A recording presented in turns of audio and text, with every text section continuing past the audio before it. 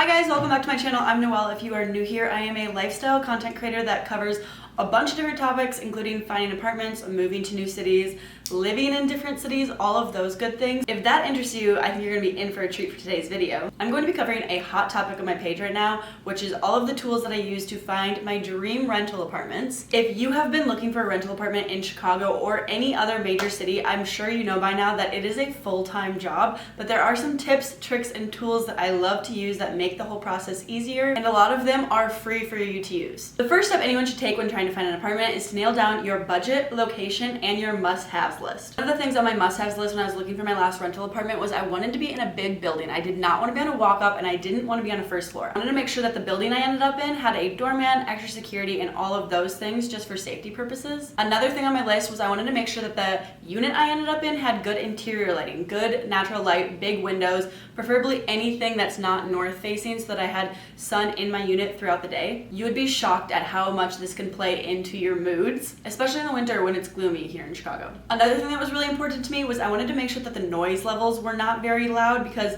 some of these new buildings, the walls are paper thin and it almost feels like you have a roommate because you can hear everything going on in the unit next to you, especially when I was looking at new buildings or lofts because they are known for having bad noise levels. One way that I was able to check out the noise level is when I was touring them, just making sure that I was spending enough time in each unit to tell if I could hear the neighbors while I was in the unit. Honestly, that's something that will affect you the entire time you're living in a space. I also wanted to make sure that the building I ended up in had some sort of staff on property. I have been in buildings that didn't have any staff on property, no doorman, no management, no security, anything like that, not even a maintenance team. It's really hard to get a hold of people and get things fixed if things are going wrong. So I wanted to make sure that there was some sort of staff on the actual physical property. Those were a few things on my must-haves list. I had a budget and I didn't have a specific location that I was looking in. I had a few different neighborhoods that I was interested in and would have been okay ending up in any of them. But after you nail down and list all of those details, the fun part starts, which you actually get to go end up touring all of the units,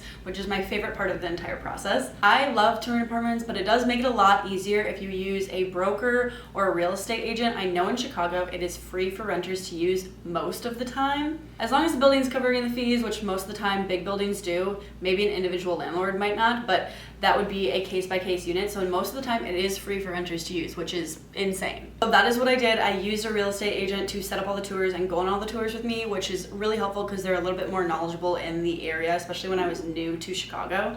I am so glad that I was able to tour these in person, or I had my real estate agent tour them for me in person, because you wouldn't believe the type of units that we came across. Some looked nothing like the photos. Some had paper thin walls. You could literally hear everything that was going on above or next to you.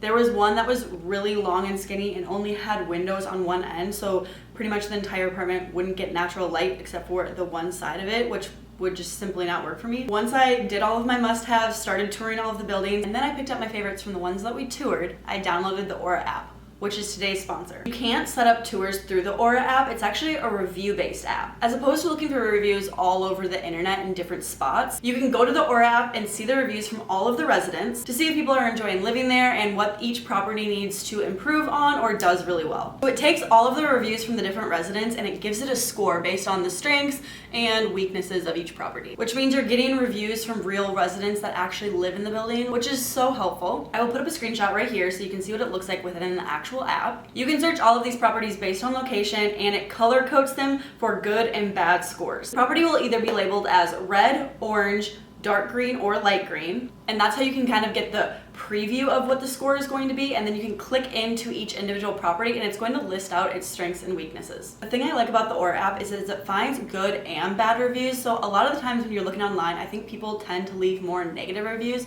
which might not be an accurate representation of the building because people are not always going on there to leave the positive reviews. So the way that I use this is I was able to go find all of my favorite buildings on there into the ORA app to see what the actual residents were saying about each building, and that gave me an idea of if I was going to hit all of my must-haves list or all of the pros and cons were something that I was willing to live with. Then I was able to make sure that they had staff on property, good interior natural light, making sure that the walls were not too thin, and to make sure that the noise levels were good, because normally these are things that you wouldn't find out until afterwards. Really nice to get residents' actual reviews before you sign the lease and before you move in. The thing that I love most about this app is I can focus on the safety and the actual reviews so that I know I'm not just rolling the dice on a random place that I'm going to live for the next year of my life. So my recommendation is after you've nailed down all of your must-haves lists, you've found your favorite buildings, go onto the ORA app and check out the ORA score. This will give you a great insight on what the building's actually going to be like before you move in. I know I've had some other questions in my comments about the other videos I've posted about apartment hunting, so if you have any other questions, feel free to leave them in my comment section. But that is all for this video. I appreciate you guys staying till the end, and I will see you guys in my next video.